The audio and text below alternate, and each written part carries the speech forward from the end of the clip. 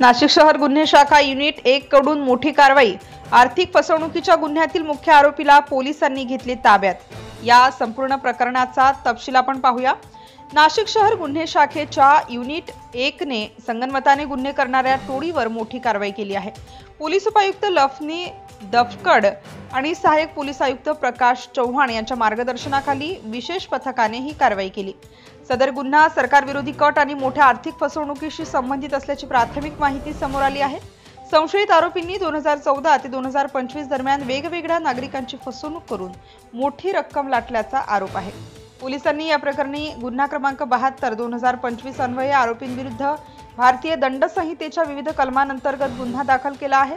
तपासादरम्यान पोलिसांनी मोठ्या प्रमाणात आर्थिक व्यवहार, जमिनीच्या मालकीचे बनावट कागदपत्रे आणि इतर महत्त्वाचे पुरावे जप्त केले आहेत। नागरिकांनी अशा प्रकारच्या फसवणुकीपासून सावध राहावे आणि कोणतीही शंका असल्यास त्वरित पोलिसांशी संपर्क साधावा, असे आवाहन नाशिक पोलिसांकडून करण्यात आले आहे। Subscribe now and press the bell icon. Never miss an update.